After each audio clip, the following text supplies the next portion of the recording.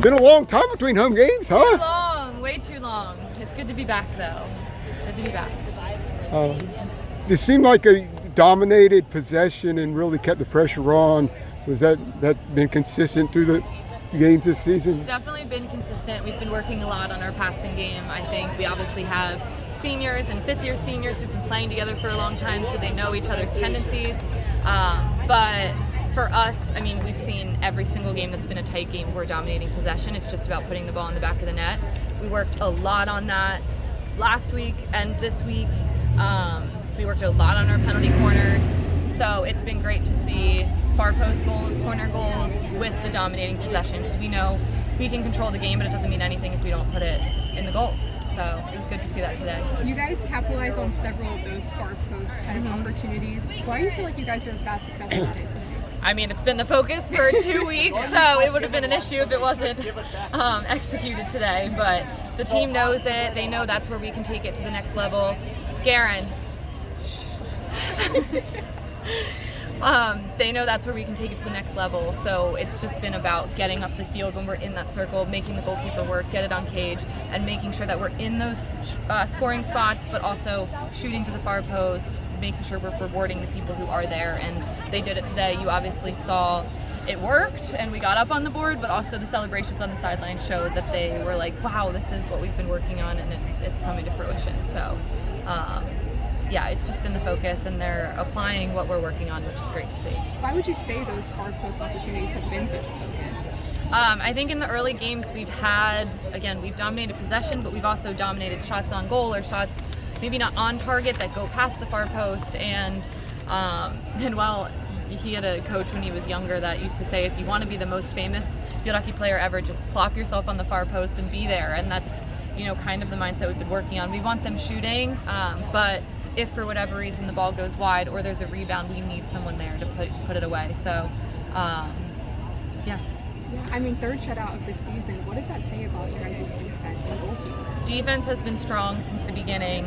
We knew that. Same thing. The defensive game and possession haven't been the concern. So now it's been really great to see strong defense, strong possession, and strong goal scoring. Obviously, that doesn't mean it's going to happen Sunday. We need to make sure it's continually a focus. But again, we have a veteran defense, and we have always. It's Carolina Field Hockey. It's our MO to just have strong defense, protect our circle. If it gets in the circle, no cheap corners, saving the ball and everything, and making the opponent work. So, yeah, we're proud of our defending from the front to the back. Especially as it gets down here, we're seeing the defense come up clutch. Big picture, obviously, you know what the goal is in this program every year. Are you seeing play that suggests that this team has the ability to win another title? I think this team has the skill. They have the fire. It's all about just staying present, though. You guys have heard us say it time and time again, one game at a time. The next game is the most important game, and I think there is that element of belief there, and they know, we pass very well, we eliminate very well, we have threats all over the field, but again, it doesn't mean anything if we don't just take care of the next game and get better a little bit the next practice and don't get ahead of ourselves. So while we as a staff have belief in them, they have belief in each other, they also know to just stay present and take it baby steps. We're big on just simplifying everything, and for us that means, learning from the video, we can learn from wins, we've proven that, getting ready for Liberty and just focusing on them. How big is Riley's leadership out there? Amazing. I mean, she's been a leader as a player just because of how she is out on the field, but she has really grown. I think I said the same thing last year, and now we're taking another even bigger step.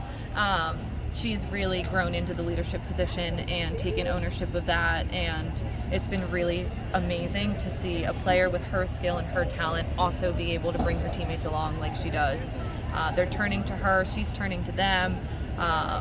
She's out there pushing the standard and the tempo and everything, and at the same time giving positive encouragement and enforcement and everything. So it's been really good to see, and we're lucky as a coaching staff to be able to have her to lean on and off the field in that role. Coach, the win marks your 9th win against Syracuse as a player and coach. How have you been so effective against this program over the years? I mean, Syracuse is a great program. They gave us a great game. They do every single year. I think our girls just show up to play, and they They're motivated for this game. It's ACC play.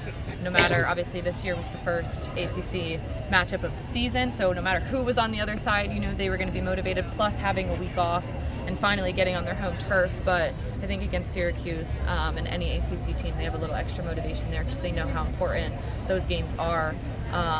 But hats off to Cuse. They give us fire every single time, and luckily our girls were just able to capitalize today.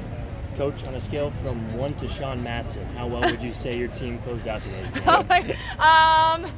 That's a good scale. I like that. No, they executed.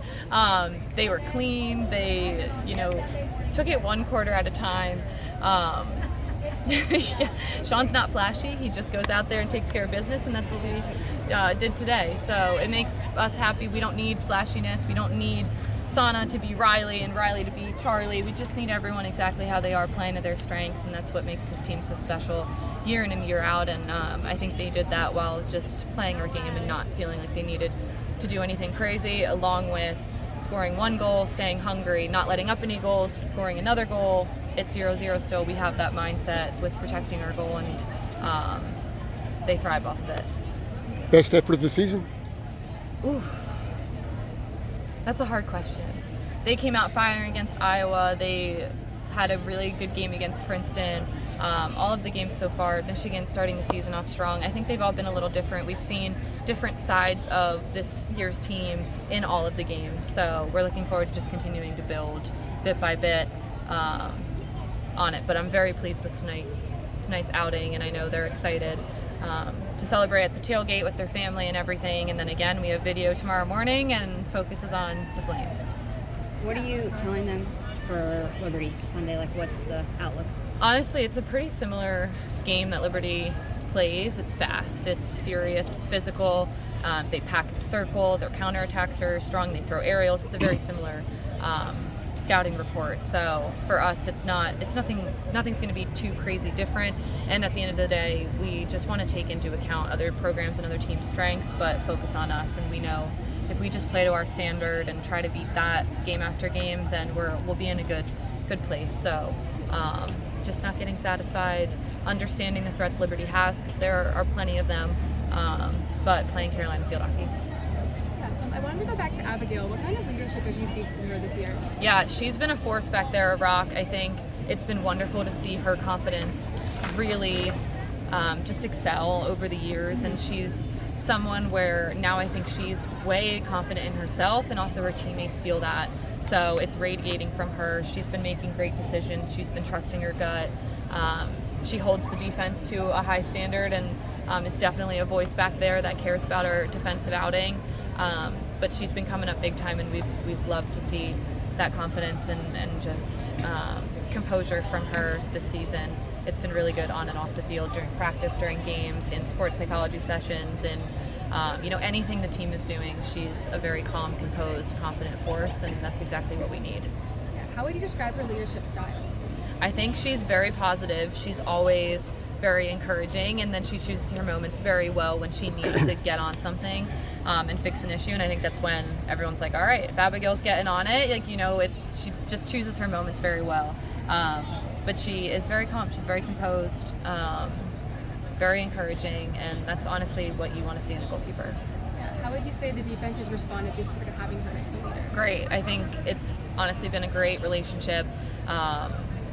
Last year, obviously, Maddie Kahn was amazing, but her and Abigail had a great relationship as well. Maddie mentored her, Abigail mentored Maddie. It was very a very good two-way street. And this year, heading into it, the defense hasn't batted an eye. They're like, all right, let's go.